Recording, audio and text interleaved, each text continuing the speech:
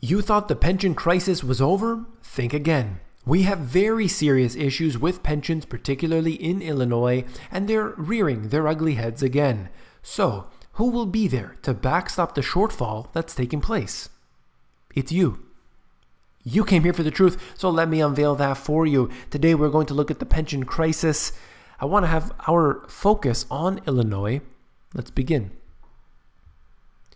As new information comes out, I bring it to you here. So let's get into that today. Chicago taxpayers face yet another property tax increase for police and fire pensions in 2020. And another hike the following year in the tax tacked on to water and sewer bills to save the municipal employees pension fund. Two more taxes onto people that are already so burdened by taxation. What's the solution? Tax people more. Following a 5-year ramp-up period, the additional increases will be needed to honor the city's statutory promise to keep all 4 city government pension funds on the road to 90% funding by 2048. Why can't you just admit the truth that they are bankrupt? People have been paying in to these pension funds. They've been taxed, they've had their money taken off their paychecks, and it's been going into these pension funds, funneling it all these years. Maybe somebody has been working for the last 30 years. They've been paying in. And all of a sudden, they're going to be taxed more, even more money taken off, because they can't afford to pay the people today or tomorrow. But you've been paying in for all those years. What happened to all that money? It's been squandered.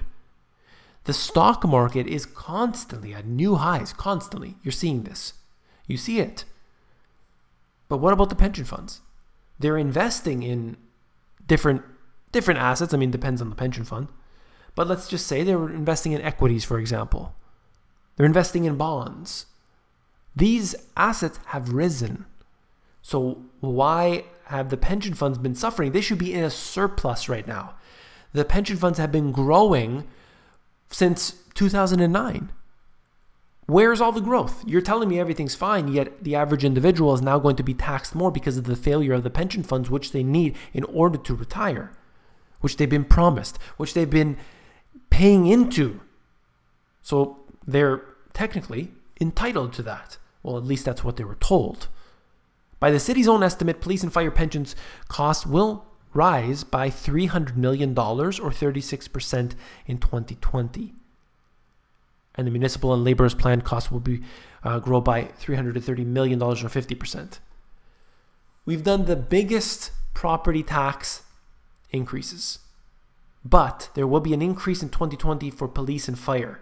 The increase for muni and laborers will happen a couple years later. I mean, what in the world is going on? The amount that people pay in property taxes in this area is already so dramatic. I've heard it from many subscribers who tell me what they pay. It's astronomical. And what is the solution? To tax people even more? I mean, are you stupid or are you evil? I can't believe this. When this council passed the water and sewer tax last year, there were assumed increases in the tax from the first year to correspond to the increases in the ramp. We would appreciate those with the revenue sources assigned to a going forward basis, and we got actuarial funding. There would need to be an increase in those revenues. Basically, you need to pay us more. We need more money. There's shortfalls. Let's deal with this simply by taxing you even more. Now, what about cutting back on the size of government? What about cutting back on all of these parts of the government that are failures, that are simply there to destroy our freedoms? There's a couple that I could think about right now. But no, we have to basically just pay up more of our money, our hard-earned dollars, in theft, in taxation, in extortion. That's happening. Just got to keep paying up. And it doesn't matter. You're always going to run a shortfall in the long term. each Illinois household would pay an additional $1,125 in taxes each year on average under the Senate's tax hike plan. How does that sound? If you're in Illinois right now, how do you feel about paying another $1,100 to the government? It sounds pretty good, right? I mean, you would do that. It's a donation, right? It's charitable donation. No, of course not. Some people, I know they would. But for the average person, they don't want to pay $1,100 more. For what? You're just going to come and ask for more money the next year. You're going to ask for even more money the year after. The Illinois Senate passed a series of tax hikes May 23rd that will raise more than $5.4 billion in new tax revenue. Senate Bill 9 hikes income taxes, expands sales taxes, and increases franchise taxes. Do you have any more to add to the list? It's ridiculous to see everything is just increasing taxes. Oh, we have a problem? Let's increase taxes. Oh, we have a shortfall over there? Let's increase taxes. I don't understand what they're doing other than purposely trying to burden people. They're trying to get them to have to be under the poverty line. It's the only thing I can think of. Pension fund problems worsen in 43 states. 43 states. I mentioned it earlier. You have the stock market rising. Bonds are rising. Why are these suffering?